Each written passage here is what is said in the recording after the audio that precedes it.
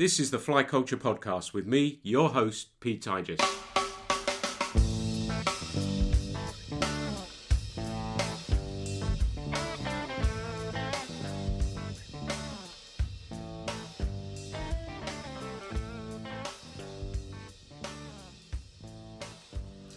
Welcome to the very latest Fly Culture Podcast. This one is a little different to the usual, as I'm sitting down with both Peter Hayes and Don Stazicker. They're the co-authors of a new ebook called Trout and Flies, Getting Closer. Gentlemen, how's it going? It's going very well indeed, thank you. People are very, very appreciative of the book, even though it's long and full of deep thought. But it's also full of a lot of evidence based on 3,500 video clips that we've taken of fish and flies over 4 years, and 14,000 stills, and an awful lot of sitting down and just watching the stuff until something happens, and then talking about it and drawing conclusions. So there's a lot to absorb, but it is as fascinating apparently to many people as it has been to us. Fantastic. And you're fresh back from the BFFI as well, and I know you guys did a presentation there. Let's talk about the fishing shows at the moment, because we've been losing them. We lost the London one. I'm hoping at some stage in the future Toby may pick up the one in Bristol. How was the BFFI? Did that go well? Was it well populated? Did your talk go down well? And I think it was the best attendance I've seen for a long time. It was taking about an hour for people to get through the door, which is much better than I've seen in previous years. And we were just so impressed with the number of people who came to listen to us. It was standing room only. And some fantastic questions, people asking really sensible stuff. And things that feed back to you, you think you've created something that people will understand. But when someone asks you a question, you think we best get back on the river again next season and have a look at that as well. And do you think everyone's getting... I suppose it's been such a miserable winter that everyone's getting super excited about the new coming season as well? Well, I certainly am. I'm also getting excited about being able to just go fishing and not, produce evidence for the book. But the kind of evidential stuff that we do forensic fly fishing, Don and I. So, Don's the great photographer and videographer, and he actually really enjoys that, and I really enjoy the fishing. So we do tend, with exceptions, sometimes we turn it around, but we do tend to work that way. And it is very, very exciting. And we end up spending, in one case, 6 hours on a single fish spread over 2 days. Wowee. And didn't get it in the end, owing to my very poor drag-free drift ended right at the point where the fish came up. But they're the things that make us keep coming back for more. Yeah, absolutely. And yeah. I know we were talking off microphone very quickly, and I know you, Peter. I've known you for many years, but I've met Don for the first time this morning, and I've read his articles in Trout and Salmon and lots of other stuff as well. And we were talking about, you share a bond, don't you? And a term I used when we were talking was, if I had to explain fly fishing to somebody, they wouldn't understand it. And you feel a bond immediately with people who feel exactly the same way as you do. Yeah. Oh, well, we do. We have developed a bond. We've developed it right at the start, I suppose, which was some time ago. But we've spent 4 years working together. And we are, I think we're still friends, aren't we? Yes, I believe we are. I think so, yeah. Well, you're asking about, plans for the new season. Well, my plan probably is actually to do any fishing, because, this isn't a plea for sympathy, but I have spent a lot of time standing in a river filming Peter. But actually, people say, how can you film when there are fish rising? Well, if I catch it on the camera, I've caught it as well. Yeah. And what we've noticed is, because we can now look at stuff with modern technology, look at freeze frames and look at high-speed video, you can really see what's actually happening. And unfortunately, with the sort of limitations of the human eye, we've not really been able to do that in the past. Great. It goes a bit deeper than that as well, because we both enjoy fishing as a pair of people. So, one of us will be spotting for the other, will be creeping up the bank, drawing the fisherman's attention. And we don't, when we're not actually gathering evidence, which requires Don's enormous skill with the camera and sort of getting the focus right and this kind of thing. When we're not doing that, we tend to fish as a pair anyway, because we get more fun out of it. We're talking fishing the whole time. We're speculating about what might be going on out there the whole time. And the one of us who's up there spotting for the other, lying hidden in the sedge, is telling the other one stuff that the other one, I mean, the lead man can see the fish. Probably the bloke who's in the water wading and trying to catch it cannot see the fish. So information is absolutely king in this situation. And it's interesting, that's how many of us fish with our friends, really, don't we? Absolutely, yeah. Whether we're doing it for researching a book or whatever it is, that's very often how we'll do it, isn't it? And I suppose that's symptomatic of your friendship as well, and how that came about. Don was telling me earlier how you got to meet each other. Perhaps, Don, you can tell us a little bit more about that before we go on into the book. Yeah, I got an email from the Wild Trout Trust saying, would I like to enter their photo competition, because I do some photography, and slightly to my embarrassment, I won it. But I took a picture of a rising fish, which Peter saw, and then he buttonholed me at an AGM of a fishing club and said that he was doing this book and needed pictures of rising fish, and had I got any. And so I looked through the 150,000 stills on my Mac and dredged out a few things that looked suitable. And I was very flattered to have them used in Peter's first book, Fly Fishing Outside the Box. And then a few years later, I got this email saying, I'm thinking of doing volume 2. And my response was, well, this time, tell me what photographs you need before the event, and I'll actually shoot them on purpose. We'll get a much better result than me just trawling through things I've got trying to find something suitable. About an hour or two later, 6 sides of A4 dropped through my email with hundreds of suggestions of things that we might do. And then on the bottom it said, what do you think? So I sent my response back, which was, I've got a few hours free next week. But actually we decided it was probably going to be a 3 or 4 year project, and so it has proved. But because we've actually gone out to take pictures, I said to Peter at the onset that, you'll take a picture to try and answer a question, and you might, if you're lucky, answer that question and raise 5 more questions. And that's exactly how it's progressed. Some of the routes we've gone down with the book, some of the things we've explored, are things we didn't even know existed when we started. And you decided with this book to go down the e-book route. Was that a conscious decision because of the videos that are included with it, or...? Yes, and because particularly, actually, of the stills. It was 340 pictures in the book, and 350 pages altogether. The rest is text, and lots of deep thought. Now, actually, you can't afford to print a book with high quality, really good things, good pictures, so that when you look at the picture, you can see exactly what the camera saw. That kind of print quality doesn't come cheap. So you'd be looking at 40 or 50 pounds to print the book.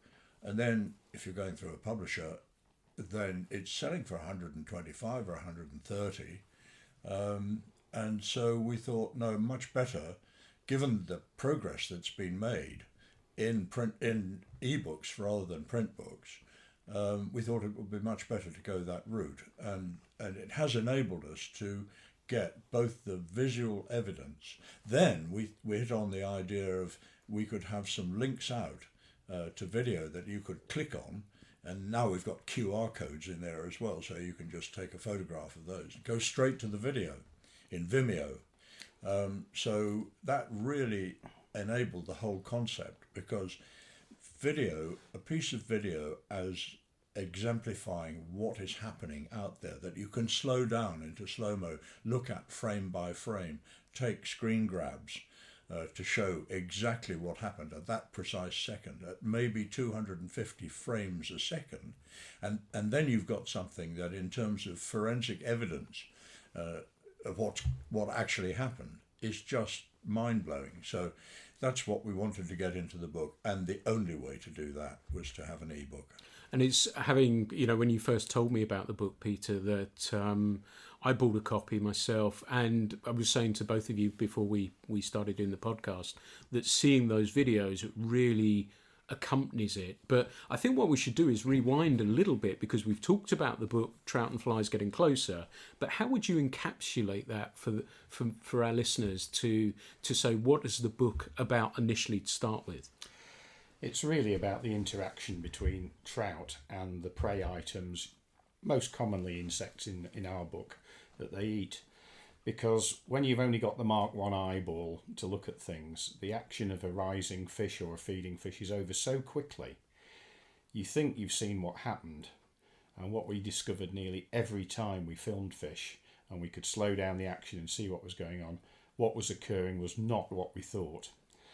And quite a lot of the book has supported what we supposedly would call the known truths of fly fishing, things that have been handed down by multiple authors over the years, and we all just accept them as true. And an absolute classic is the idea that fish suck flies off the surface. They most certainly don't.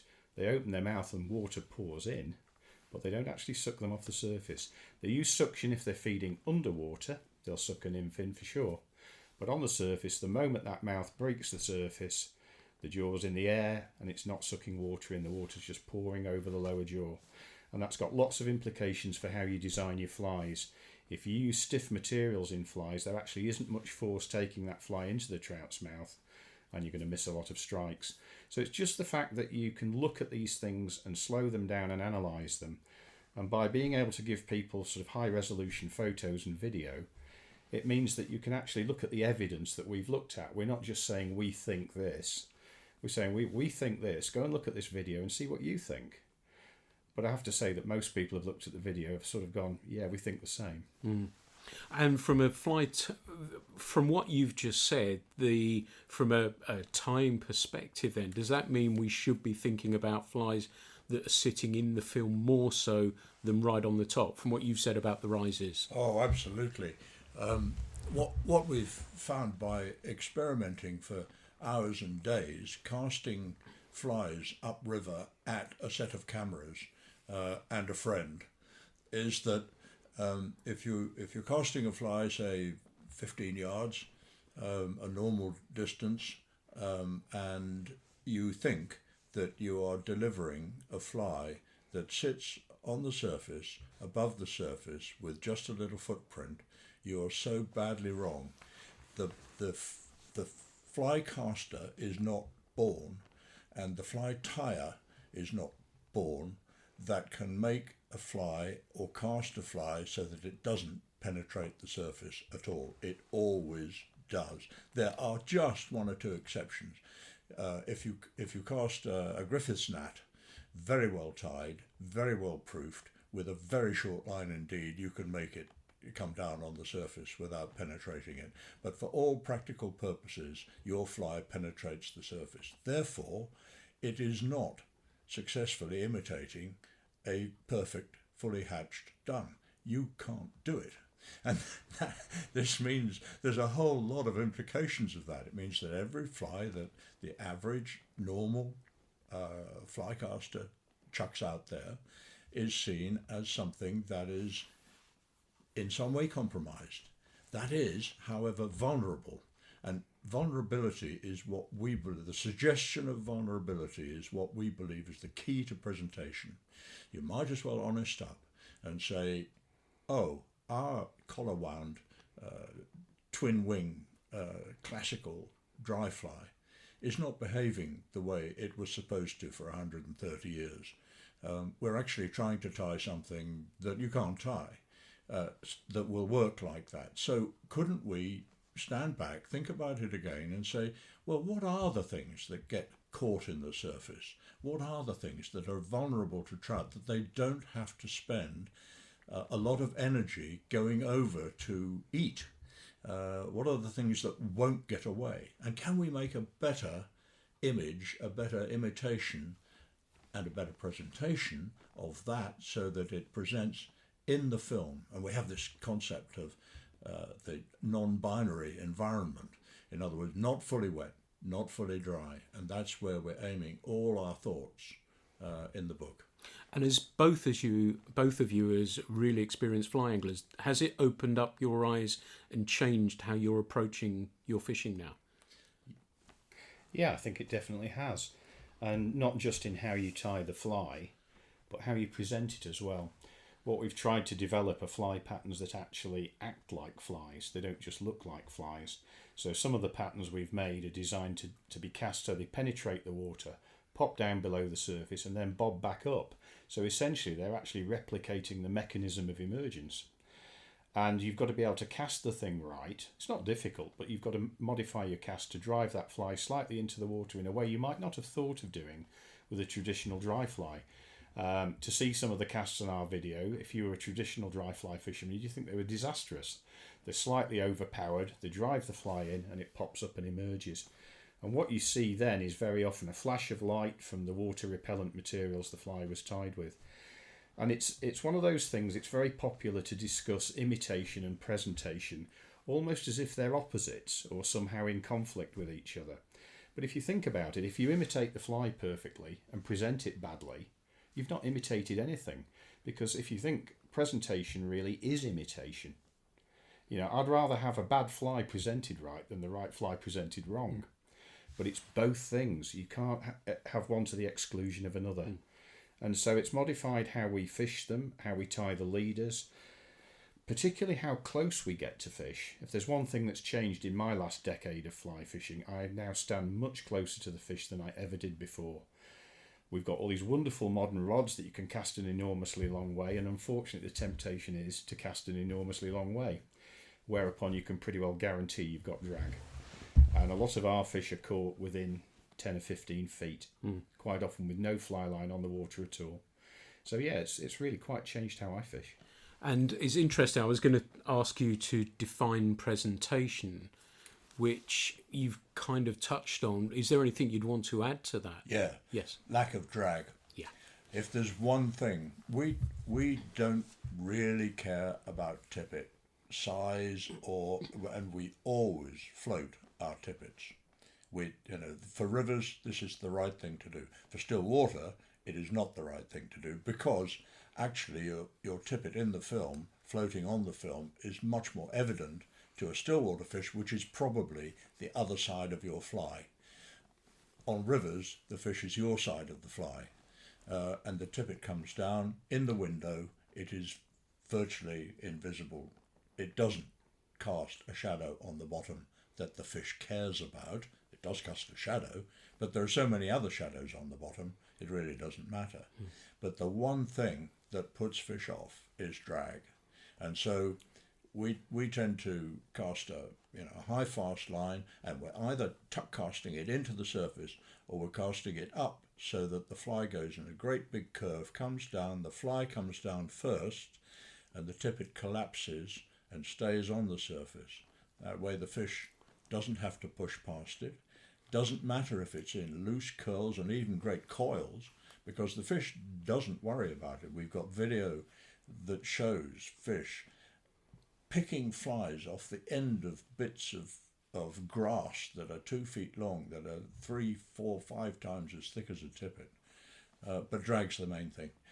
And that's how I lost my 6-hour fish.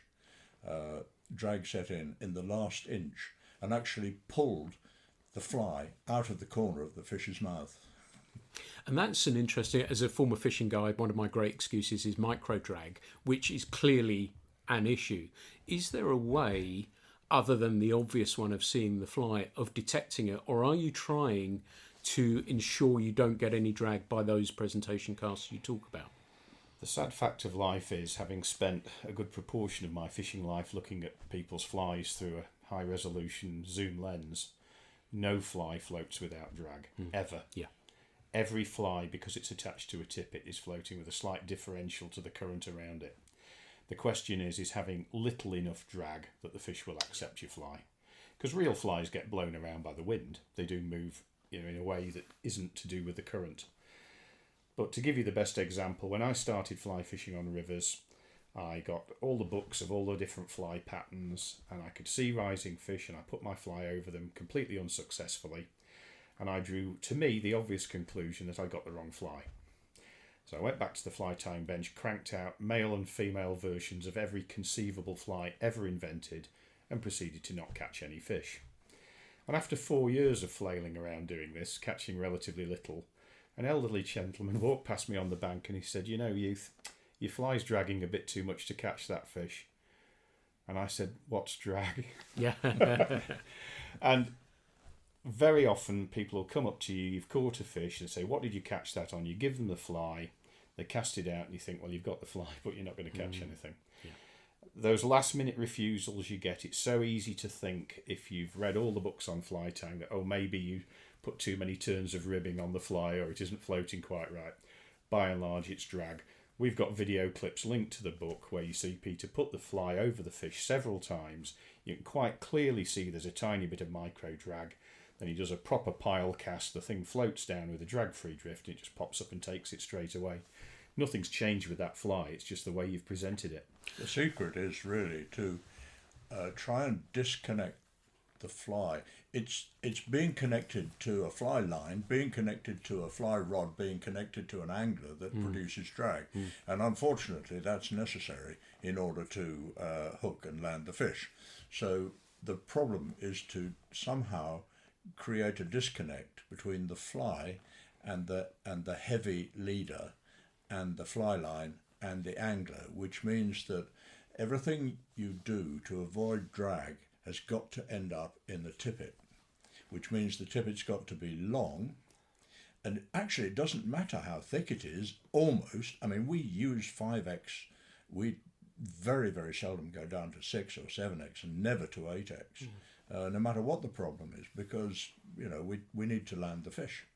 But the point is that tippet has got to disconnect. It's got to be loose. There's got to be twists and turns in it, and the fish won't worry about those. What they will worry about is whether fish can see movement, even though their visual acuity is 14 times worse than human visual acuity. They see a fuzzy object, but they are much better than us at detecting movement. So even if it's fuzzy, it moves a little bit, a tiny bit, and the trout can see it. All to do with rods and cones in their eyes. So if you can achieve that disconnect and keep it there, you've such a greater chance of that fish coming up and eating it. And that comes back to you saying you're not casting big distances. That equals less drag as well. Absolutely, I guess. yeah. Yeah. And it's interesting you touch on flies and Don about how you were tying males, females, everything else. I describe myself as quite a rustic fly tyer. For what you're talking about, I guess that doesn't matter so much then, does it? If I'm presenting those... I think we're definitely not in the class of exact imitation.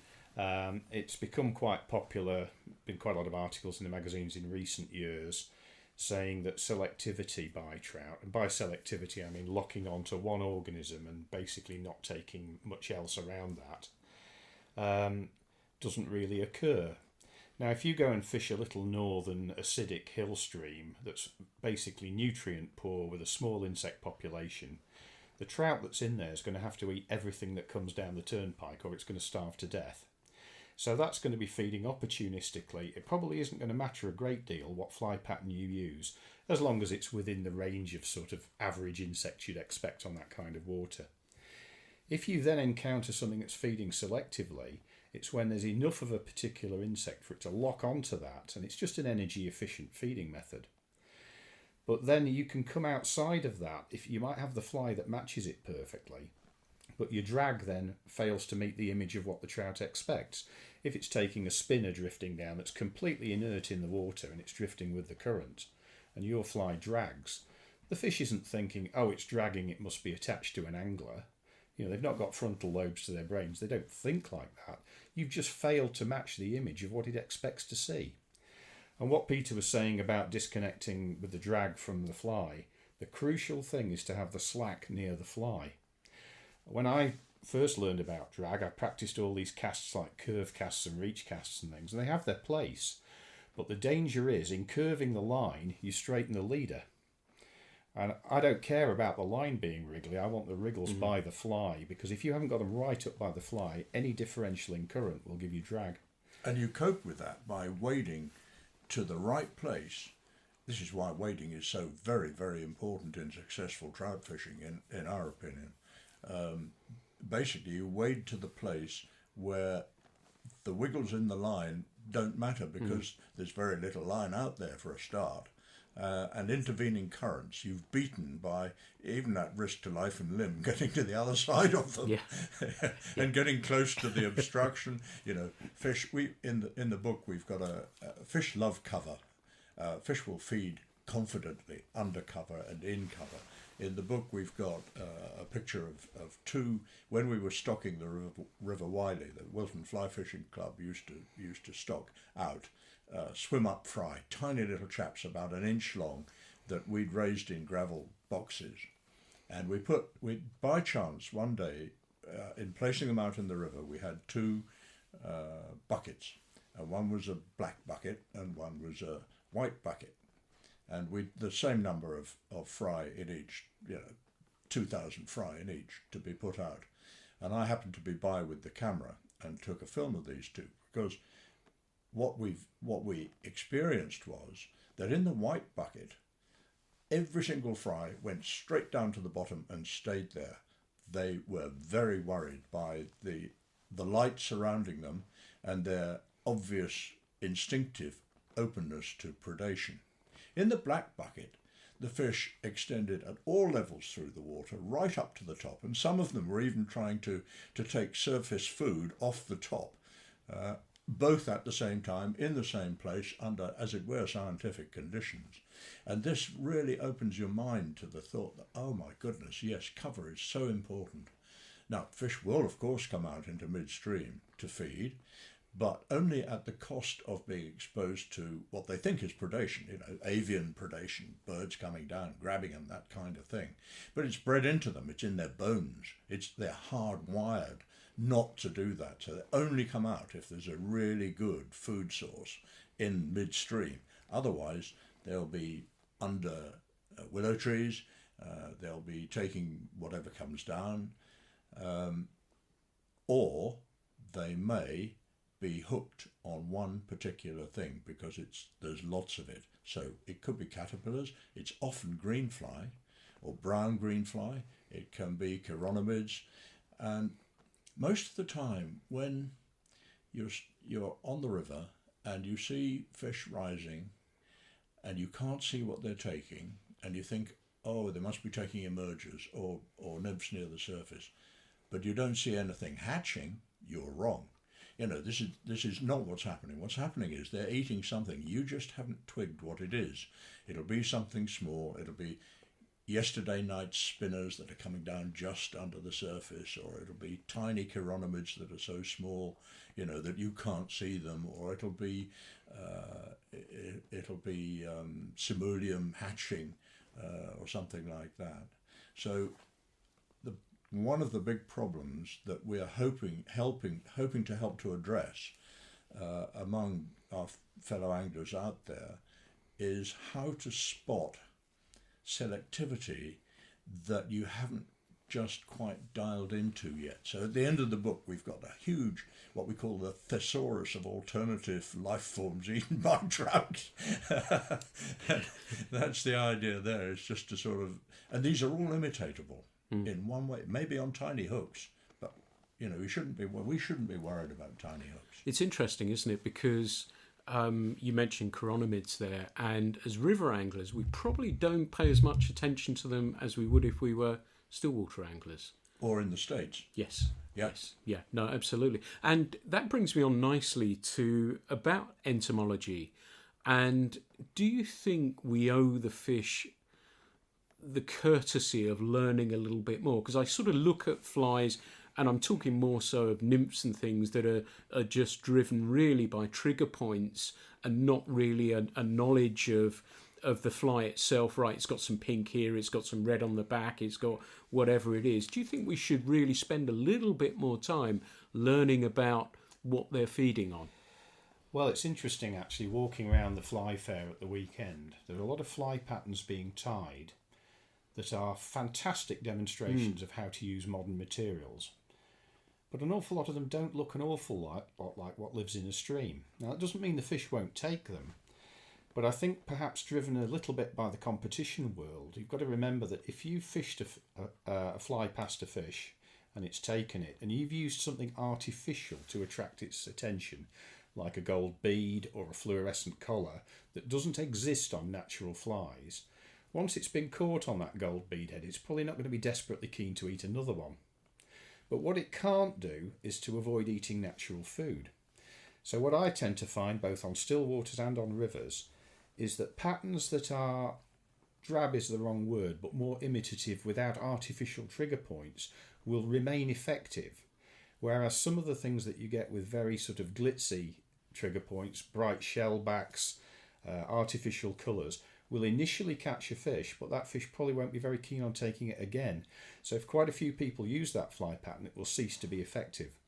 And I think what's happening is if you're a competition fisherman and you're having to fish a piece of river that's just been fished by somebody highly competent, you've got to show that fish something different. So we've had this proliferation of fish patterns with so-called triggers on them. And what is a trigger, for heaven's sake? I mean, I've added a bit of pink to my fly and that's a trigger. Says who? It could actually put the fish off. What I think you should call them really are they're discriminators. They're discriminating between one fly pattern and another. And we had an absolutely dramatic example of this fishing to a shoal of grayling on a chalk stream. There were about 10 fish in the shoal. I put a nymph over the fish. It wasn't deep enough, so I led the fish a bit more. The first passage through, I caught a fish, needless to say the smallest fish in the shoal. The second pass of the nymph, the entire shoal of fish parted to let it through. They wouldn't take it. I've seen that before, so I took the nymph off, put something on that looked different, caught a fish straight away. Put that nymph through, the shoal parted. By the time we'd finished, there were 10 fish in the shoal and we caught them all, but it took 9 flies to do it. Yeah. I found that with grayling, usually 2 runs through. Yeah. And then I'll change. And even if a fish refuses, you don't have to hook a fish, but if a grayling refuses your fly, nothing else in the shoal is going to eat it. And it was interesting that the one fly that we used that caught 2 fish was a little size 20 drab pheasant tail nymph. And I was left thinking, if I'd fished that from the onset, I'll bet I could have caught more fish on it. The others were sort of vaguely blingy, sort of grayling bugs. It's like, well, that's got a bit of fluorescent pink on. I'm just not going to eat that on the next pass. When it comes to imitations of the natural insect, you've got to pay, we think, you've got to pay a lot of attention to how they present in the water, how they behave in the water, and how that fits with the trout's preferred feeding behaviour. So, as we've mentioned before, trout have a strong preference to go for, eat, approach, target, and eat and swallow things that won't get away. So they tend to avoid travelling very far, more than sort of the width of their window, sideways for perfect duns that are riding down on the surface, partly because they don't see them, in fact, and partly because it's not worth the energy to go over there and eat it, because it's going to fly away, because it's already hatched sitting there on the surface. This also works with chironomids. It's the same sort of thing. It took a long time for us to tumble to this. We tied hatching chironomid patterns with the same sort of way that Stuart Crofts does, for example, which is not wrong at all. It's a highly intelligent, good thing to do, with a what he calls the pen nib sticking up, the wing sticking up as long as the shuck is hanging down, either supported by CDC or supported by a light collar hackle. But it was less effective than it deserved to me. To me, it just seemed like a perfect representation of the hatching chironomid, where the whole body comes up vertically out of the shuck. But it didn't seem to work on these fish that I was fishing for, and there were half a dozen of them in the Derbyshire Wye underneath a tree. And I thought, I wonder if they're thinking that because this is already at the point where it's fully emerged from the shuck, it's just that last second, that split second that hasn't occurred yet, that they're not eating that because they think it's going to fly away. And maybe the rises that I see are of less well hatched chironomid pupae that have come up and are just hanging under the surface. So then I thought, I think what I'll do is I'll cut that CDC plume down to, and I cut it down to 2 millimeters high, and then just gave it a little tiny bit of floatant rubbed into the top, and would see if it would float. Well, it did. It floated right in the film, and I caught 8 fish one after another out of the shoal that I couldn't catch with the chironomid pattern with the wings sticking up. So this is the sort, and in the book we have the pop-up midge, which is exactly that. It's tied on a curved hook. It's got turns of silver wire at the bottom that actually weight it down, but weight it down just enough that it doesn't sink. And it sits there with the 2 millimeters of cut-off CDC holding it in the film. It's not a bow tie buzzer, Frank Sawyer, same concept, just smaller because it's a river chironomid.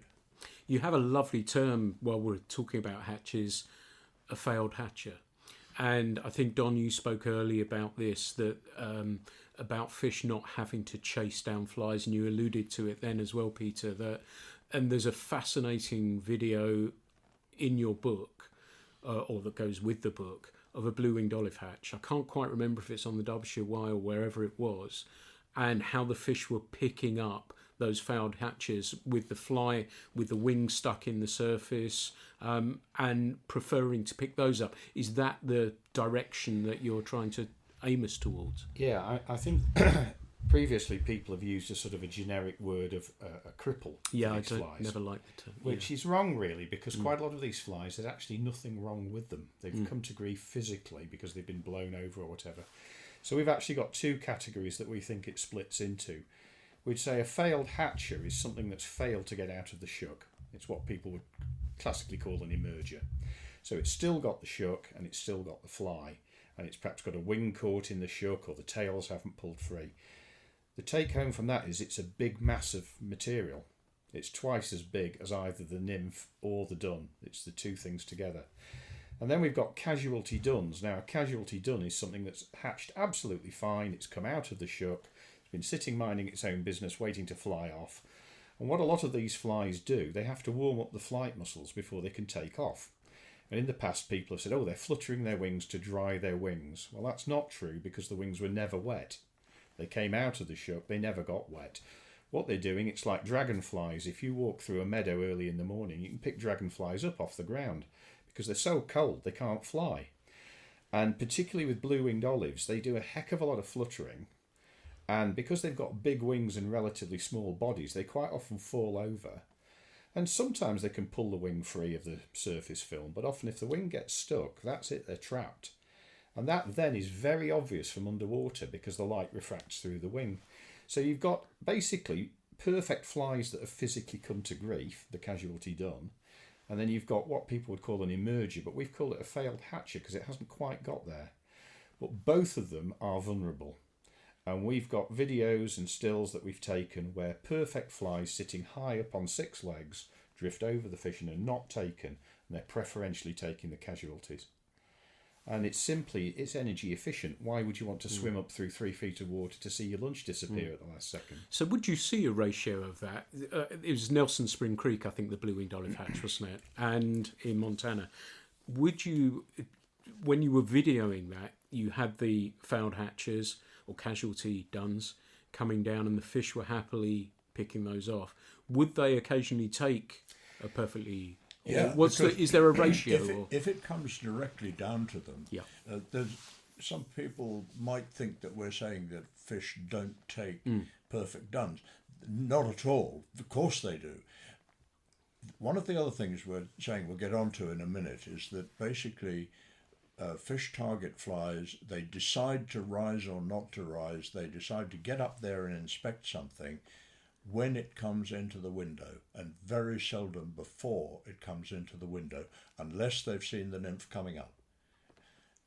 Because of that, if a perfect dun comes down straight into the window, comes over the edge of the window, into the what we call the clear sight zone, in the middle of the window. It gets looked at, it gets eaten, no problem at all. It's food. Even if it might fly away, they'll eat it. Sometimes they'll miss, but it doesn't matter.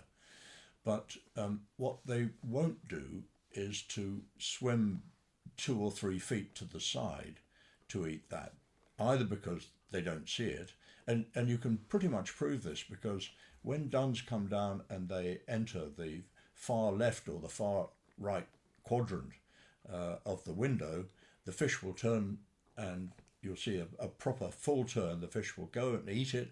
It's come into the window just perfectly. If it's a casualty, or if it's something else like a failed hatcher that is stuck in the surface, that's interfering with the surface, it's visible to the trout. It's not hidden by the mirror.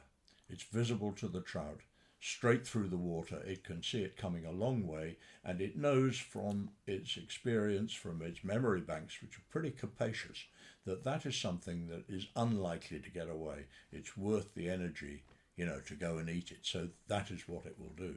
And it kind of makes sense from a caddis point of view, doesn't it? Because they emerge incredibly quickly, don't they? So it would make sense for casualty hatches to pick those off more easily than... The interesting thing with emergers is some things emerge, just as you've said with caddis, very, very quickly indeed. And we've actually filmed Ephemerodanica mayflies hatching off, and from the nymph hitting the surface to the fly coming off is less than 2.5 seconds. Wow. And what that means is that the actual classical emerger that we all tie with a shuck off the back and the wings half pulled out lasts for about 0.2 of a second. Wow. So when we're tying emergers for mayflies, are we tying the right thing? But when you think about it, there's one thing that will freeze that emerger in time, and that's if it fails to hatch. If it drowns or comes unstuck, gets caught in the film, it is then stuck there until something eats it. And so what you're looking at is not so much the perfect emerger that's going to turn into a perfect dun and fly away, as you're trying to imitate the ones that get it wrong. And when they actually hatch off, they're very water repellent. The shuck bursts open, there's a hydrophobic part of the shuck, doesn't get wet at all. But you've got a fly pulling out of a sheath of material. And we think if you get any water between that, you get a sort of a capillary effect, and that basically glues it in the shuck. You can get other things if there's been physical damage to the nymph, where obviously the tails won't pull out and things like that. But it's the fact that that true emerger stage on a fly that's going to successfully emerge lasts for a tiny length of time. And you might think with these things that it's all sort of how many angels can dance on the head of a pin. It's all angling philosophy and it doesn't matter. But if you think about it, if you've got the wrong idea, you'll start designing flies along that wrong idea. And one of the classic things is, does the wing of an adult fly or the footprint of an adult fly trigger the rise? Now, until we started doing this work, every book I'd ever read told me that the appearance of the wings over the edge of the window or the footprint caused by the dun depressing the surface film was the initial trigger to start the rise. And I've got to say, if we've discovered one thing in this book, it's that that is absolutely untrue. It does not give advance notice. The fish, in all of the videos we've taken, without exception really, initiate that rise as the fly comes into the window. Why wouldn't they? Why would they rely on something seen at a distance as a vague blob, in with all the other vague blobs of material that float on streams, be a trigger, compared to letting it come clearly into the window and saying, yeah, that's good, I'll eat it. So people have designed flies with exaggerated wings, they've designed flies with footprint patterns on the surface, and what it's resulted in very often, they're beautiful flies, but they're flies that may be unnecessarily complicated, and in some cases in designing those features, you've actually made them less effective. So if you haven't got the right theory, it leads you down the wrong path. So it's not sort of just angling philosophy wondering about this. We have discovered some things that are just nice to know, and we haven't yet found a practical application for them. But there isn't much a trout does on a stream that hasn't got some logic behind it. Not in its thought, but in terms of its evolution. The fish that got it wrong starved to death and didn't breed. So pretty well everything you see a trout do, or an insect for that matter, times when they emerge, when there's low light and predation will be low, all sorts of things, that's been winnowed out by survival of the fittest until you've got the ones that do it right. But whatever behaviour you see, there will be a reason behind it. It's just that in the past, because we couldn't slow down the action and look at it closely, we often drew the wrong conclusions. And with a traditional dry fly, we went along this whole route of the fly must be as high as possible off the surface. So rather tragically, you've imitated the thing it probably preferentially doesn't want to eat. But the thing there really is that you have to run the mathematics on it. If you're a trout and you're in a feeding lane, you're on the fin and happily looking up, there's a hatch of blue-winged olives upstream of you. Let's conceptually think that runs for 200 yards above you. The conventional wisdom has always been that you must make a good job of imitating the dun as it rides down, perfectly hatched on the surface, and the better job you do of that, the more likely you are to catch a fish. Well, we've rather overturned that, and we're not the first to think this way, not by a long chalk. I mean, the emerger's been king all over the world for a long time, but the way you have to see it is this, that out of that 200 yards of flies coming down to you, some of those flies, maybe only 5%, maybe only 2%, fail to hatch properly or become compromised as casualty duns afterwards, and those are recognizable to the fish as something that they're going to preferentially target because they will save energy by doing so, and they could easily waste energy by going for the ones that are perfectly hatched. The point really to the fish is that although it's only 2% of the hatch or 5% of the hatch, they constitute almost 100% of the available food to the trout. So the logic that says that that's the thing you've got to imitate and present accurately to the trout without drag is just inescapable. That is basically what they're eating, and you have to just throw away the whole set of assumptions on which at least the dry fly revolution was based, and it comes down to us today in exactly the same form, and people are doing exactly the same things as the books have told them to do. But it's not the most, and yes, if they're cast very accurately and it comes straight down and it really floats very high, yes, it will get eaten, but it won't get eaten preferentially. And we need everything. One of the big problems that we have now is the lack of fly. There is still the persistent assumption that when you get to the river, there will be rising fish. Oh, hellfire. No, the default is that there aren't any rising fish, or that they're very intermittent, or that they're very small, or, the great excitement of there being lots of large rising fish just doesn't happen. Why? Because basically pollution and other human-induced conditions have reduced the number of fly. And we don't have anything like Gordon Mackey used to say, we judged in the 60s and 70s, we judged how good a hatch was by the number of flies in a square foot of water. And now, you and I, we go to the river and we look at the river and we would judge how good a hatch is by the number of flies we can see anywhere in 5 minutes. So there are implications of this. One of the implications is that trout are lying deeper. They're lying deeper because that way their window, which is into which the flies got to come to trigger their rise and have them go up and look at it, decide whether to eat it or not, the size of their window is dictated by how deep they are. The deeper they are, the bigger the window. The sparser the hatch, even if it's terrestrials, it boils down to the same thing. The sparser the food that's coming down, the deeper the trout's got to lie.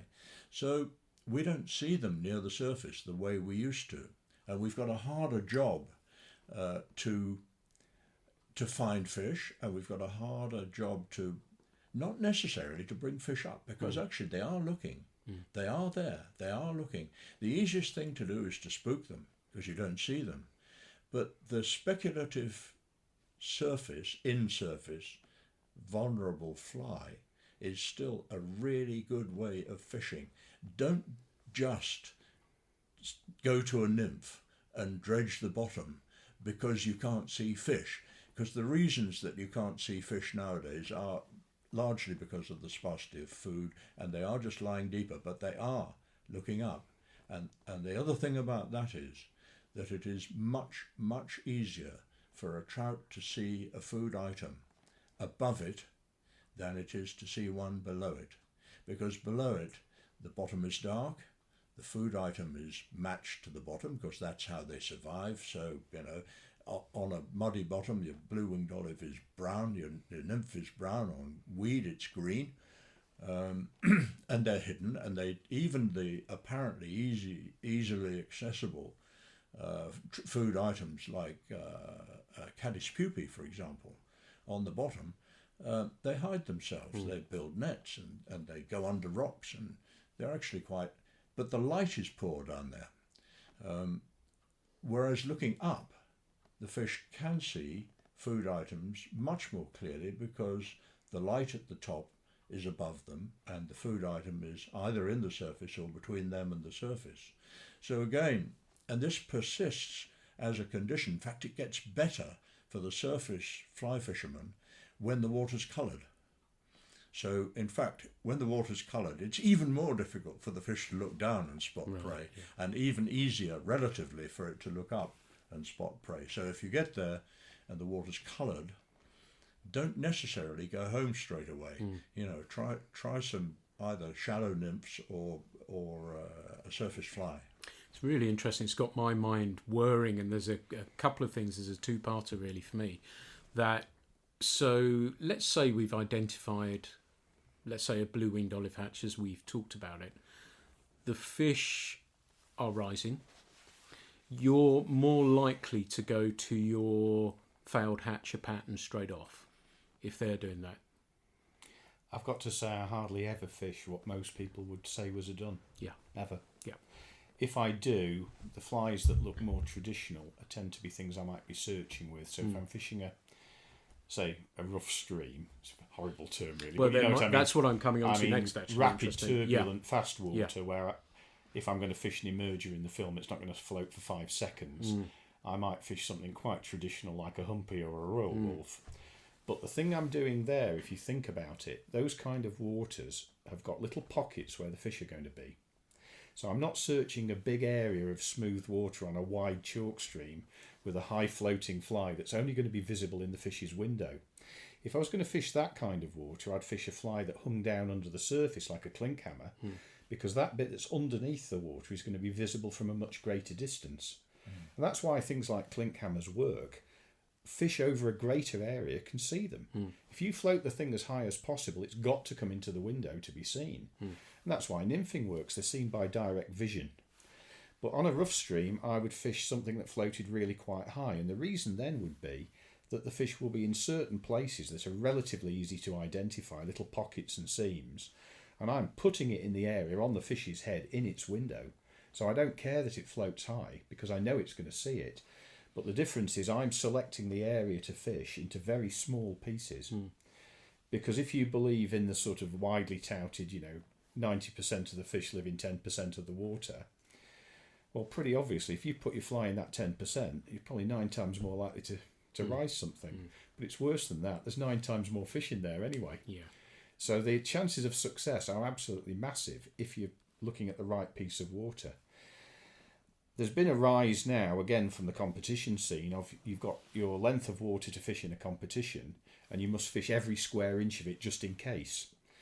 And I do wonder when I see diagrams showing, grids across the river. I understand why it's fished like that in competition. But if you do it, I wonder if there's a bit of a risk of people not learning how to read the water. A lot of people I know get very wedded to fishing the duo as a method.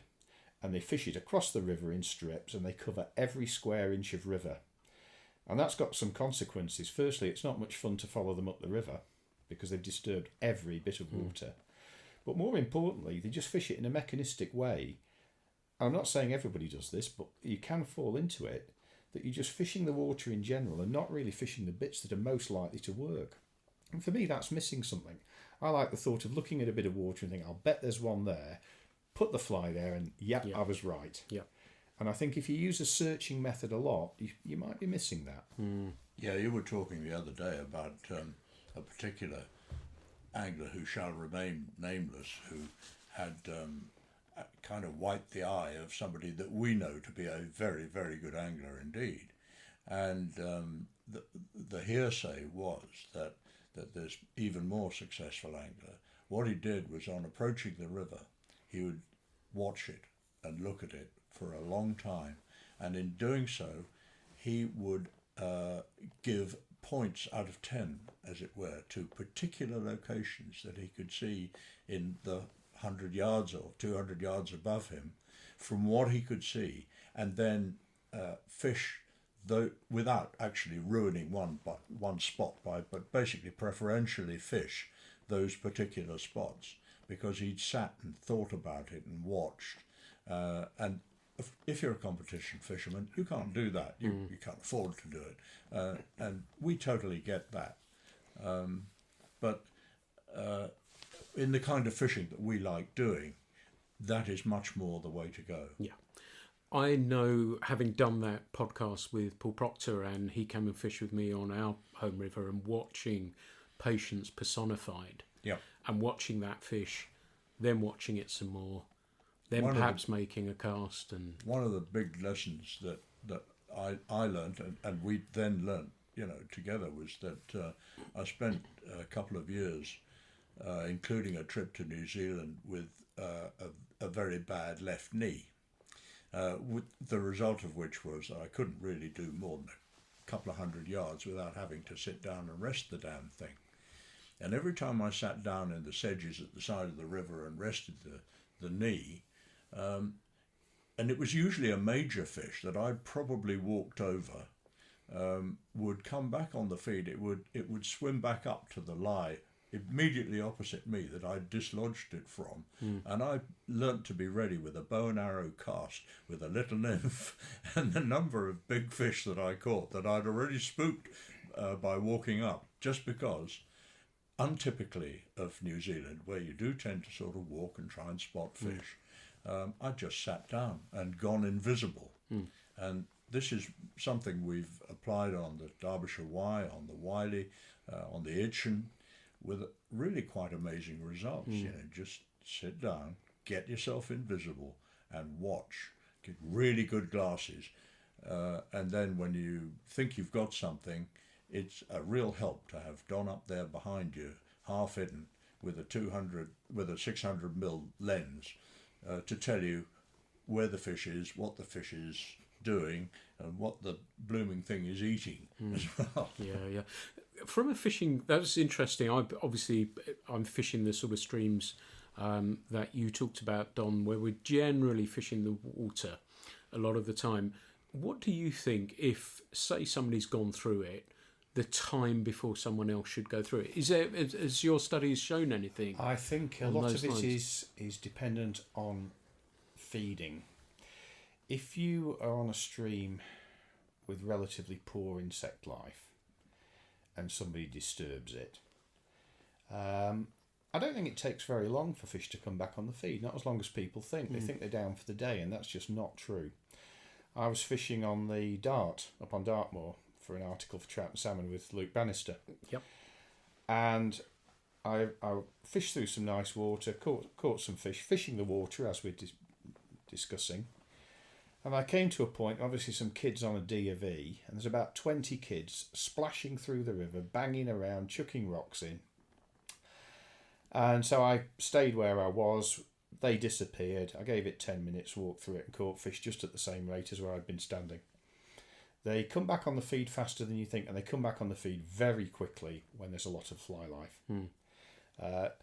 I fished in Colorado. You can wade through the fish, put your sample net in to find out what they're eating, wade back to where you were and start fishing. Because they've got this sort of cost-benefit ratio thing that if the fly life's there, the urge to feed on it will overcome that caution. Yeah. But there are exceptions to that. There are extremes. There's that extreme at one end, and we've experienced that very happily in a number of places. cutthroats, particularly up on the Soda Boot, for example, Yeah. will withstand an awful lot of fishing pressure and then still be there and rising. And we've made hay out of that. But the other end of the scale on the Owen River, were in New Zealand, South Island, where there are few big fish and a lot of fishing going on.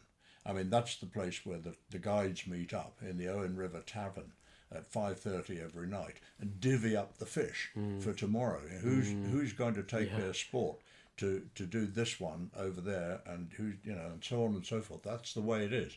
Now they will take, if they've been frightened, they will take 3 days to come back on the feed. They can afford to because they're big fat fish, and they tend to eat big things that give them, like pike, as it were, a lot of nourishment in one go. And then you can be on the Matara, for example, down near Gore, and if you're fishing the mad rise and it's a spinner fall that's causing it, you can wade through you can catch as many fish as you can, wade through, come back down on the bank and go through again. They'll still be up and feeding, exactly the same as Don says. So it varies a lot. Yeah, I've experienced exactly that in New Zealand. We did a helicopter fly in and we were having a spectacular day of fishing, and then suddenly it was just dead. And we walked round a corner, and there ahead of us is the helicopter that's just dropped the people in front of us. And we just radioed the guy and went home. There was no point. If we'd followed those guys up, we'd have caught virtually nothing.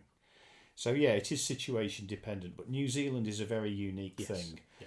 There are, in some of those rivers, like I was fishing, like Peter was talking about initially, like the Owen, there's a small head of very big fish.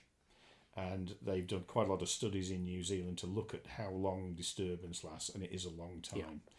But bear in mind, they're quite often rivers without a lot of natural cover. The one we were fishing with the helicopter, it was a rocky river with no trees along it at all. So when you spook there, you can't go and hide under a tree and carry on eating midges. Yeah.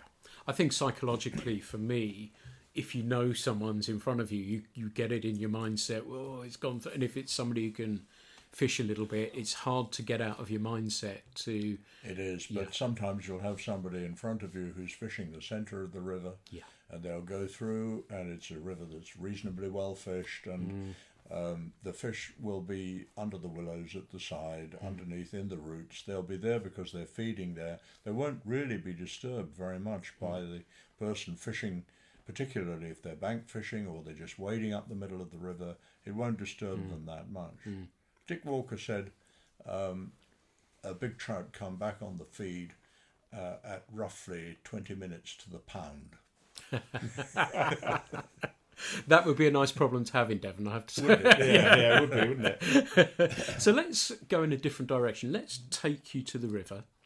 We're on a river. It might be the limestone of the Wye. It might be the chalk stream of the Wylie.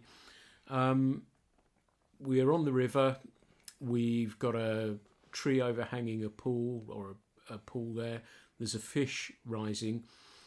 Let's pick your brains about how you're going to approach that fish from a standpoint, from fly selection, how long you're watching it, what you're interpreting from that rise. Let's take you there. So, Donna, you're going to... Yeah.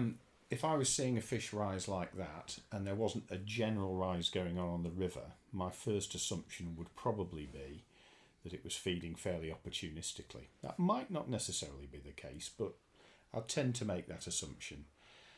If it's rising very frequently and it's up near the surface, then in my experience it's more likely to be selective.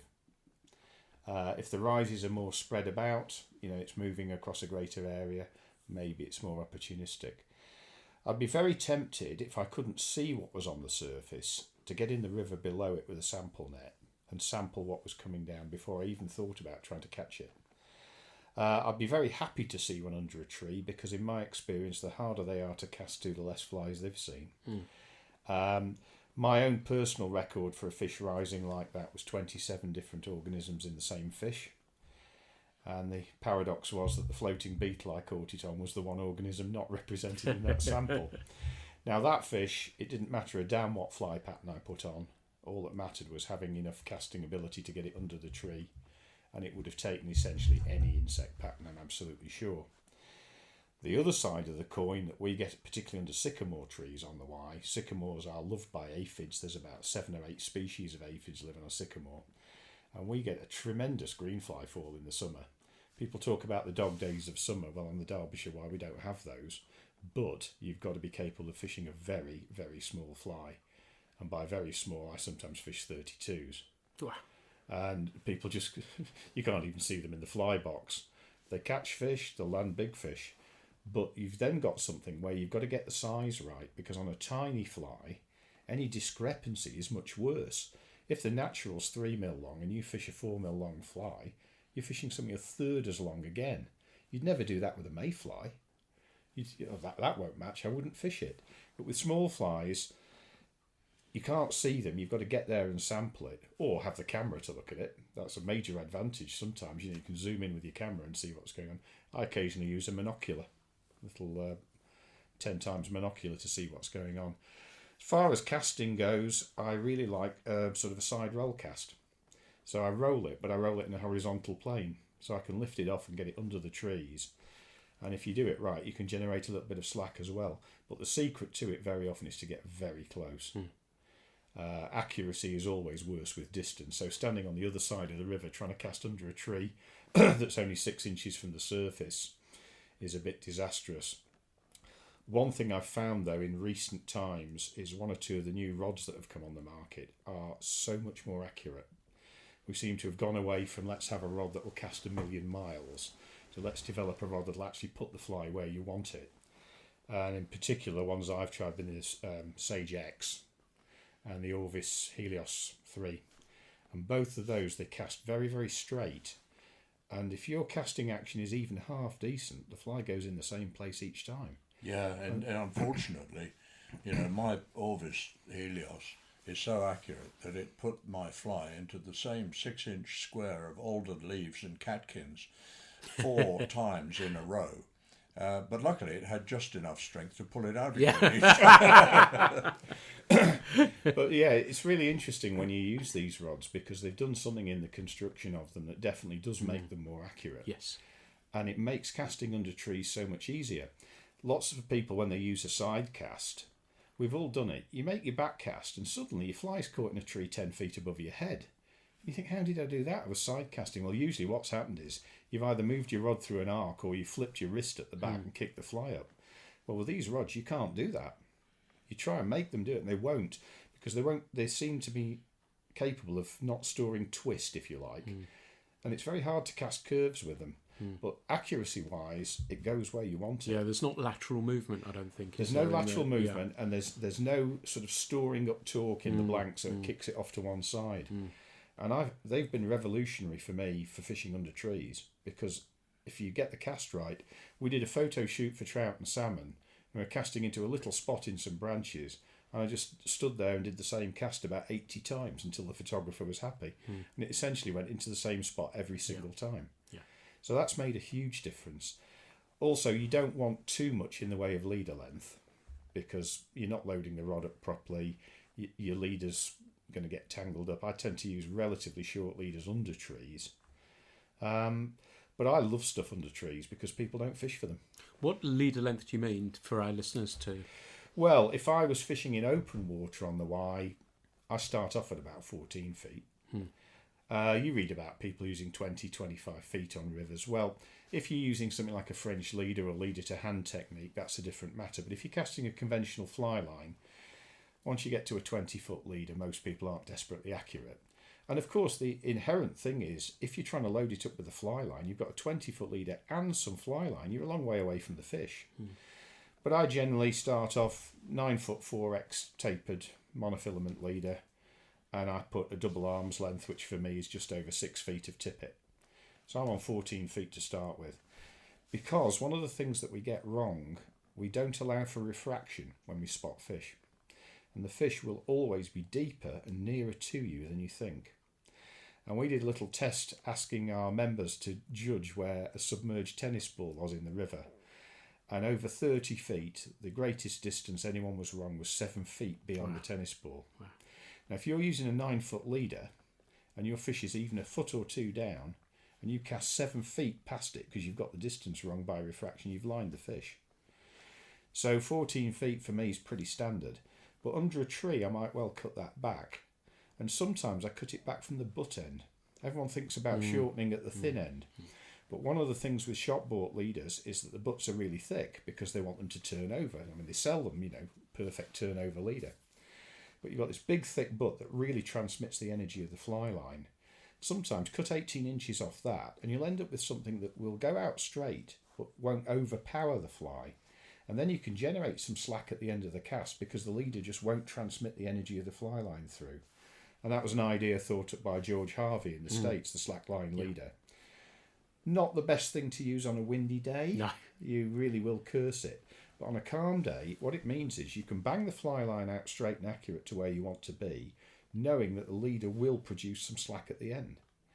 Because I can do curve and reach casts, I can do all these clever things, but I can't do them awfully accurately, or certainly not as accurately as I can do a straight line cast.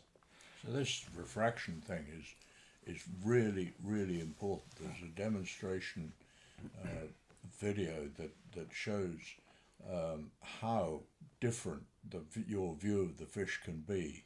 The lower you are to the water, and you can see fish at below the 10 degrees that you're supposed to be safe from being seen at, it will be significantly further, look significantly further away than it is. It will be significantly closer to you and probably twice as deep as you think it is looking at it, which means that when you've got Don spotting for you and you're me and you don't take instruction or criticism lightly, Never. Don will say, shorten up, you're lining the fish, and I'll expostulate and say, no, I can't be, I can see the fish perfectly clearly, and carry on and send it halfway up the river. And of course, the thing with lining fish, it doesn't really matter if you put your tippet and line onto the surface of the water, 10 yards ahead of the fish and just float it down over the top. It's not the sight of the thing that scares the fish. It's the landing of the thing that scares the fish. So we did a lot of experimentation with underwater cameras, watching lines, line tips and leaders and tippets coming down and hitting the water. And what you get when you cast, what makes lining the fish really matter and leadering the fish really matter is the double tsunami of parallel waves that you create, and worse still, particularly if your tippet sinks and you drag the fly back off, it comes out like a motorboat through the water. It makes a terrific noise. Which is another thing we've discovered with underwater cameras, the amount of noise that an angler can create by simply scrunching up over gravel. They can, the camera can hear our voices with amazing clarity when it's, a foot underwater. Are you telling me the fish can't? There's all kinds of stuff that we do. We just don't realise how audially scary we are. And I guess you have to think about that really deeply if you're following your mantra of getting really close to the fish as well. Absolutely. So it's really important. Well, because I'm usually the guy standing there with the camera, probably while we've been doing this book, I would estimate I've fished about a quarter as much over the last 4 years as I did previously. And I've caught probably more fish. Because when you've stood in a pool for 3 or 4 hours, by that time you are aware of where every fish is. We've got some video, we show it at a presentation, and it's a little backwater, and it's raining, and there's some junk's been blown in on the surface, some foam and leaves. And the question to the audience is, how many fish can you see rising? And no one's seen one yet. And then it comes up in red and it says, so how many of the 7 rising fish did you see? And everyone's like, no way. And when you actually circle them on the video, it's like, oh my God. And we walk up rivers far too fast. My personal record was fishing a 6-mile stretch, started at 8 o'clock, and by 11 I'd covered 200 yards. At 11 o'clock, a gentleman walked back. He'd been to the top and back. Yeah. So this guy had done 12 miles in 3 hours, and I'd covered 200 yards. He then informed me that he was going home because there were no fish in the river. Yeah. And I got him to sit down with me, and within a minute I could point out a rising fish to him. And I just said, if there isn't a big hatch on and fish aren't pouring off the surface, if a fish is rising once every 2 minutes and you walk past the pool in 30 seconds, well, you've only got a 1 in 4 chance of seeing it at best. Yeah. And I think we just assume, I think maybe people have an idea that a rising trout jumps out of the water. I'm sure that's the case, because I've sometimes stood by rivers where they're blatantly, obviously fish rising and people telling me there are no risers. You say, well, that swirl's a rise. Oh, is it? And some of them are so subtle. And we've had them, actually, one of the fish on the video in the book rose within 18 inches of my leg. I've been standing there for an hour and a half, dead still with the camera. And I just said to Peter, there's one down here, and just cast past me. And I filmed it from essentially 18 inches away from the fish. And that was our little film clinger nymph, which is specially constructed. The tying is in the book, but basically it's got a weighted rear end with wire. It's only a hare's ear nymph, and then it's got clumps, a very tight series of clumps, like a Mohican haircut of CDC tied to the top of it along the shank and clipped off to 2 millimeters. So it hangs in the film, and it gets that silvering that you get where something breaks through the film, either downwards or upwards, and creates a bent meniscus, and you get this bending of the light, which produces a silvering effect around it. Gary Lafontaine was the first person to see this and try to imitate it. But he tried to imitate it with plastic, and we prefer, where we can, to imitate things by actually repeating the effect rather than imitating the effect. So that's what this film clinger nymph does. And I happened to be testing the casting and landing and fishing of that film clinger nymph at the time that Don spotted this 18-inch away from my waders fish, and I was far away enough downstream to have a pop at it. So and the camera was directly on the thing, and there it is, and up it comes, and absolutely confidently, swallows this fly, and you think, wow. And all these patterns are in your They're book all as there well, aren't with they? tying Because I know the instructions. pop-up is a really interesting fly. It's nice to see you've got old school that's become new school, and the jingler's in there as well, and you like that one as well. And yeah, I think what we've tried to look at is to try and make the flies behave like naturals, not just look like them. And particularly as pop-up emerger, when you show it to people on a screen at a presentation, you can see people going, it's a shuttlecock buzzer. Because it is a shuttlecock buzzer. But it's a shuttlecock buzzer tied with enough buoyancy in the wing and enough weight and the right distribution of weight in the hook to make it behave in a very specific way. And in fact, we're doing a fly tying day in at the end of the week, and the whole thing about it is called proportions, how to make your fly behave. Because so many times we tie flies according to the proportions that we've been told they should be. And how often have you seen these lovely diagrams? Oh, the wing should be twice the gape of the hook, and the body should be a third of the length of the shank, and the tail should be the same length as the body. So when do we need to refer the shape of insects to the shape of a fish hook? Well, the incredible thing is that when you start looking at casualty duns, and indeed casualty stonefly, come to that. I mean, nobody really much fishes the needlefly, but needlefly, when it comes back to lay its eggs and then crashes because it's spent, it's a wonderful casualty dun, as it were. It's a casualty stone, but it doesn't matter. And what's typical about them is that they are not the dun.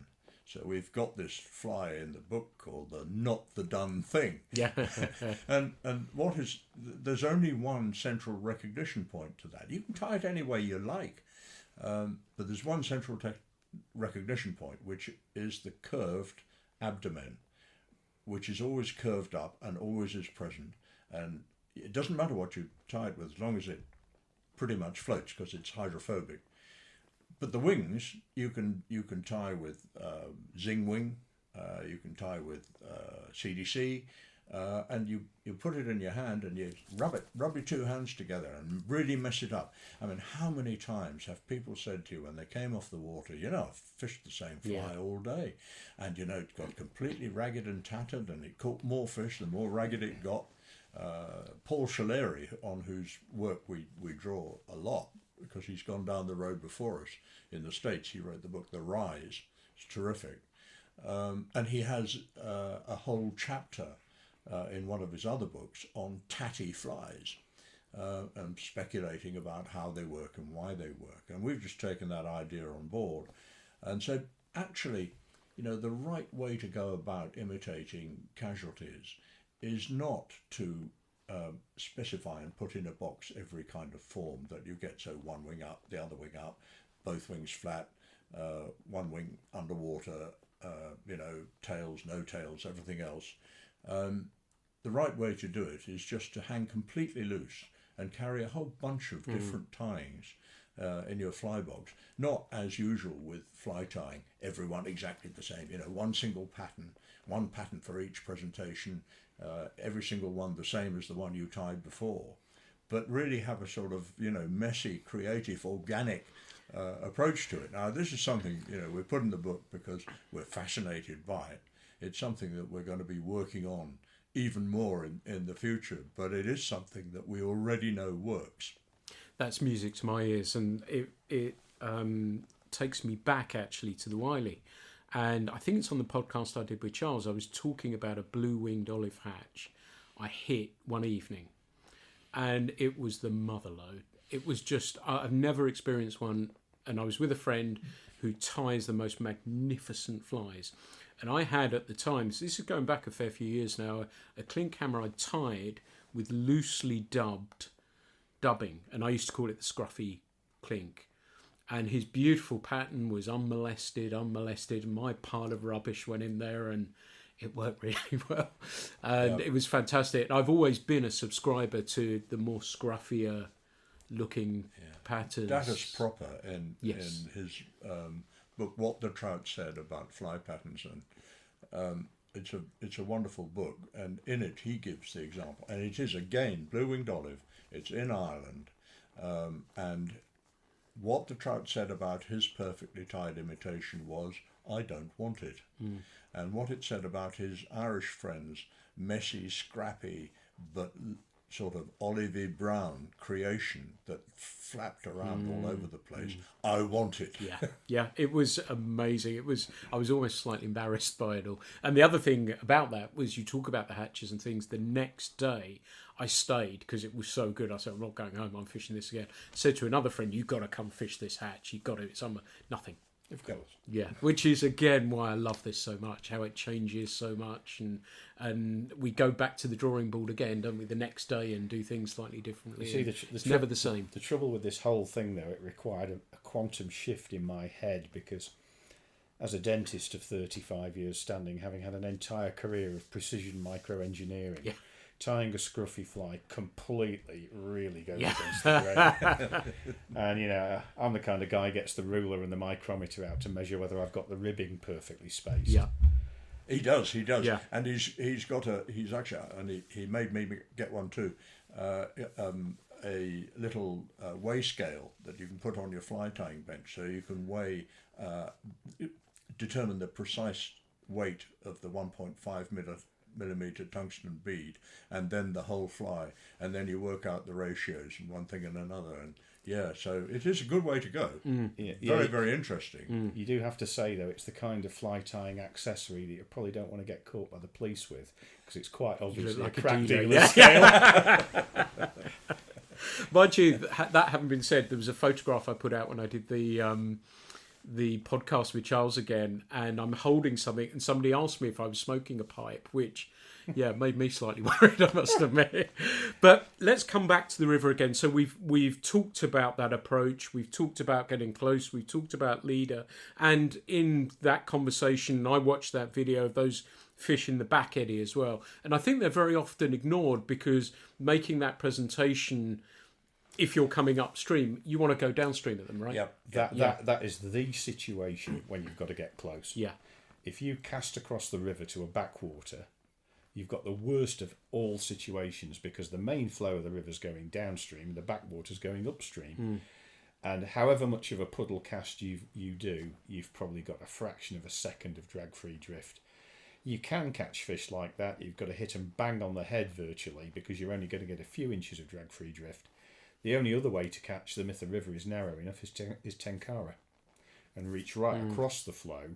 And I've actually seen Stu Crofts do this across 30 feet of raging alpine torrent. Wow. And make his fly go round and round a backwater until the fish facing downstream ate it. But the entire fly line on a 15-foot tenkara rod was completely off the water. So basically, in a backwater situation, I want to get in so that I'm casting upstream, downstream, if you like. So I'm getting the presentation that I would normally give to a fish in the main flow, which means if there's a backwater, I'm on the sort of upstream end of it. But it often means standing in some pretty fast water and then short lining it, and very often just not putting the line on the surface at all. Because the other thing with backwater situations is that there's usually lots of surface junk, branches and foam and twigs. So just lifting your line off is very disturbing. I think they are very underestimated, backwaters, and of course it's the ideal thing for spooking fish, because you're walking up the bank, the things are facing you. Some of them are very small too. I mean, Yeah. you can get a At lovely home we little, do, yeah. you know, counter-circulating current that's only 2 feet across or 1 foot across, and there's a fish in it because flies getting caught as it comes round. It's going round and round. It gets repeated attempts to eat it.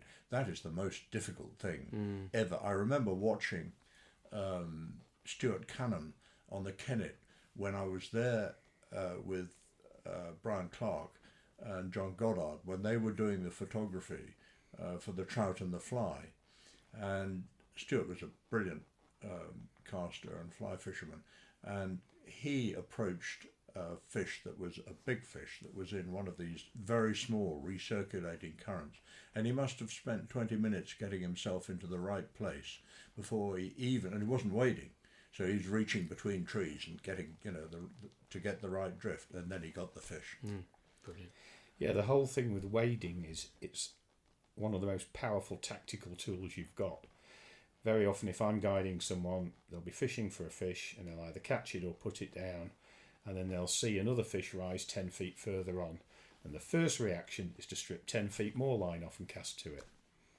I never do that. I'd walk up 10 feet and make the same cast. I know you've seen me do demonstrations before, and one of the first things I say is, if you want 2 foot extra on your cast, step forward. Absolutely. And yet And make it easy. Yeah. Make it easy. The other thing is just measure the length of line you've got out so that you can repeat. Most people keep loose line flapping around by their legs and in their hands, and they therefore are unable to cast accurately the same distance each time. And when you're casting up against a bank, the opposite bank, or up against a tree root into a recirculatory back current, you really need to do it accurately each time. And the more flop you're trying to get into the tippet, the less you want it to be an inaccurate length. You don't want it to be too long, but you do want it to be long enough. So just wind it. I always say to people, just wind in the line until you've got exactly the right length, and then carry on with that. And then you won't get it wrong. But otherwise it's just too easy to let line go that you didn't really need to let line go. Get hung up, and then you've got the older leaf experience again. Yeah. Well, exactly, there's two issues there, because if you're shooting line, you never shoot the same amount each time. You might think you do. So I do exactly what Peter's suggesting, clamp the line under my rod hand and fish the same length each time. There's another more subtle bit though. If you're shooting line and you're loading the rod up with a different length, you'll get a different size loop, because you've put more load on the rod, it'll bend more. And so if you're trying to shoot it through a little hole 6 inches wide and you shoot another yard of line and the loop's opened up to 9 inches, I'm sorry, you're not going through there. And I'll sometimes go up a run and I'll fish it just with one hand. I don't shoot any line at all. I'll make the casts I want and then quietly step up and then make the casts again. And you're just simply using the same load each time. Your accuracy is bound to be better. Yeah, it's a really interesting point. You see it, I see it. I almost jokingly, when I was guiding people, slap them on the hand when they pull more off, and yeah, less is more, isn't it? The Kiwis call it the Great American Backcast. Yeah. You see a fish, you stand on the bank, you strip 30 yards of line off and aerialise the lot. Yeah. And it's the same with false casting. Not everybody by any means. One or two American anglers I've guided, they do a lot of false casting because they're used to fishing fast water where they're casting to drive the fly. And I had one guy did 18 false casts over a fish and did the best presentation I've ever seen, but unfortunately the fish had swum away on false cast number 4. Yeah. And it doesn't matter how low flash your fly line is, mat rods using dull reels, fine line. The more times you put it over, statistically, the more times you are likely to scare it off. Yeah. So I just like to roll the line off with a roll cast pickup, one delivery cast, and go fishing. Which is the best cast, isn't it? Roll pickup for Yeah. getting. Me, I don't really. No, I don't really false cast. No, unless I'm looking for that extra accuracy, I might put one in just to Yeah. make sure. Oh yeah. But roll pickup, and you're loading that rod quickly, and that line goes and out it's with efficient minimal. Yeah. because the guy who's doing 15 false casts, I've done 5 floats Yeah. by the time he's put the fly down. Yeah.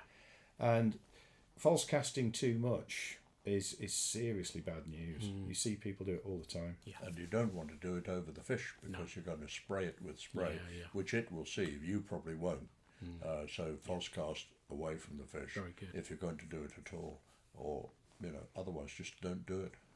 So we're going to start winding up. We've been going over an hour and a half, so Oh. but it's been brilliant. It's been yeah. What is the best piece of advice you would give somebody right now from all of your? And I'm going to call it research because this has been a 3-4 year project. So you've researched this really thoroughly and properly. What would you say the piece of advice you would most give people from your findings? Get the length of the leader and tippet right. Practice casting away from fish until you can deliver it without drag. Most of the time. Everybody drags some of the time. In my case, it's 50% of the casts I make drag, at least. And then make sure that the fish that you're casting for, whether it's visible by its rise or whether it's visible through the water, make sure that you've got its location correct so you don't overcast it. And if anything, shorten up. That would be the thing. It's drag that stops you catching fish most of the time. Brilliant. In the surface, even if it's right in the surface. Brilliant. Yeah. Don? I think slow down, observe more, fish less. It's very, very hard to do. Most people are quite time poor. They turn up at the river as soon as they see a rising fish. You get it all the time. You're walking along, somebody's got a fly on that they put on in the car park. When people ask me why I'm putting a particular fly on in the car park, the answer is it stops the line falling through the wings while I'm walking up the bank.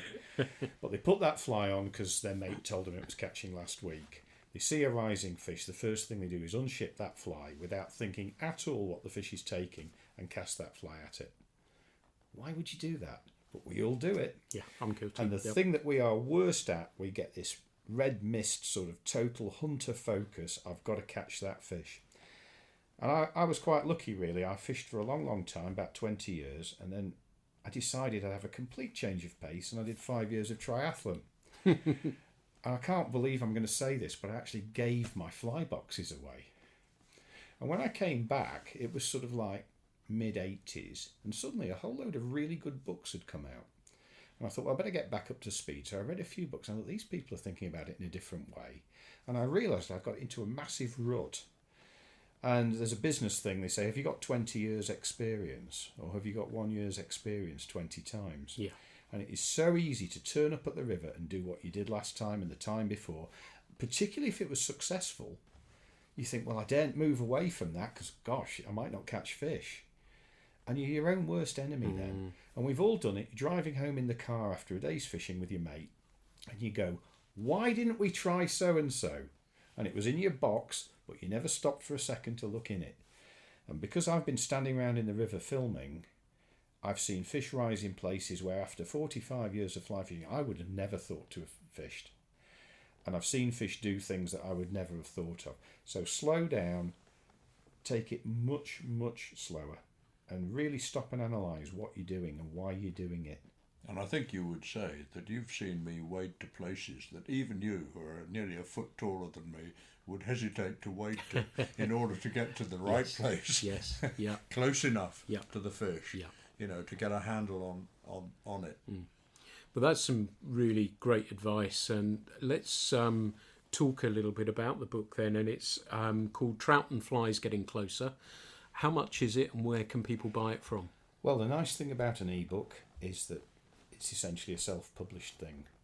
So you can buy it for the massive sum of £9.99, which I think for a 350-page book with 36 video clips in it and 340 high-res photos is a reasonably good deal. The nice thing is it means we can get it out to people in other countries without needing a publisher to actually do that. One of the misconceptions we've found with people is they assume that because it's an electronic book that you must have a Kindle to read it. And that's absolutely not true. You can go on the Amazon Kindle site and download what's called the Kindle Reader app for your PC, your Mac, your iPad, whatever. We think the book's actually best viewed on a computer with a big screen. Because of the high resolution photographs, you can zoom right in on them, and that's the big benefit of the electronic book. And the videos look much better as well. Yeah, the other great thing about an ebook is that you can, it's a wonderful thing with a printed book. We love printed books. We've got more printed books than you could throw a stick at. But the thing with a printed book that you tend to like is that you can turn the pages and you know where you are, and you might, of course, that in my case, that ends up with my dog-earing pages and writing all over the darn thing.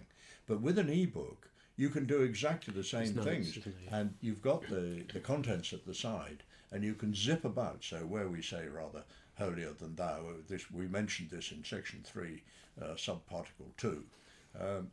You can actually go and look there, and then it will tell you where you were before. You go back to where you were before. You can shoot off and look at the fly tying at the end where we're talking about a particular fly, and go back. You've got a word search that will, if you couldn't remember exactly what it was, but you can get close to it, you do the word search and it'll take you to all the places where this particular thing has been mentioned. That's a really big advantage with an ebook, and there are disadvantages as well, but not huge ones. And you can click straight into videos as well as looking at the still pictures. It's really useful. I found reading and then the video that comes into it, and I have to say, and I've bought the book, as you know, I've not been given it, I bought it, and I found the videos really, really interesting, really beautifully shot, but really nicely described. And it says everything that you need to say in a concise but clear way, and I really enjoyed that. And I think that's a really extra good selling point for that book as well. I have to say, genuinely, I really enjoyed that. Yeah. I know we talked off camera about the Nelson's Creek bit and that fish eating the blue wings, which for me was fantastic. And seeing those things, observation, the back eddy shot, as you say, with the 7, I didn't see them all. Well, the thing is, because you're talking about something that's a dynamic, time-related item, really, a rise is a continuous thing. You can't just take a still photograph and say, I think this about it. If you can see it on a video, it at least gives you some idea of whether what you think about what we think, if you know what I mean. Yeah. When you're actually doing the voiceovers to videos, it's a bit like standing at the river explaining it to someone you're guiding. That's just how I view it. So if it came over naturally, that's great. I'm really pleased. But when you actually see it, it does give you that link. Yes. Because however well you try and describe it in words, and however many still pictures you do, even sequential stills, it's not quite the same. Not. But the really nice thing with the video now is it's so good that you can take a still image out of it. Because I'm not good enough to get the moment compared to my video camera shooting 30 frames a second. And so you can get a really good still. We've got underwater stills of fish actually eating nymphs underwater. You can see the nymph going into the fish's mouth. We've got fish coming up and eating leader knots. You'd never catch it with a still camera. Nobody's that quick. So the video now, the technology is good enough that you get a really high resolution video and you get fantastic stills that you can take out. And lots of the really iconic pictures in the book are actually video grabs. It's been a pleasure to read, and I think it's wonderful that we have people in fishing like yourselves who are questioning popular myth, popular culture, whatever it is about fishing, and backed it up with evidence as well. So I think, for any serious fly angler, it is something that you should really consider buying, reading, and seeing what you feel about it. But the guys there's little doubt that they've done their homework on this and have backed that up. So as a punter who's bought it, thank you very much. I've really enjoyed it. Thank you very much indeed for sitting down with me and talking this morning as well. I've really, really enjoyed listening and talking with you about it. So thank you very Pete, much indeed. Thank you so much, just for inviting us to do this, because you can hear how excited we are about the thing. It's just great to give voice to that. Brilliant. And the passion, I think, will come across to people as well. And I hope our listeners thoroughly enjoy it. So, gentlemen, Peter, Don, thank you so much again for sitting down. I've really, really enjoyed myself. I think our listeners will find this really, really interesting. So this is Pete Tigers signing off from the Fly Culture podcast.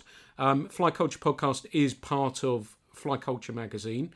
If you've not seen Fly Culture magazine before, we're an independent quarterly magazine that focuses on the whys of fly fishing, with essays and great photography to match it as well.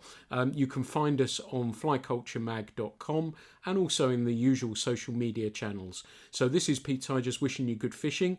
I will have more podcasts for you very, very soon. So this is signing off for now, and thanks for listening.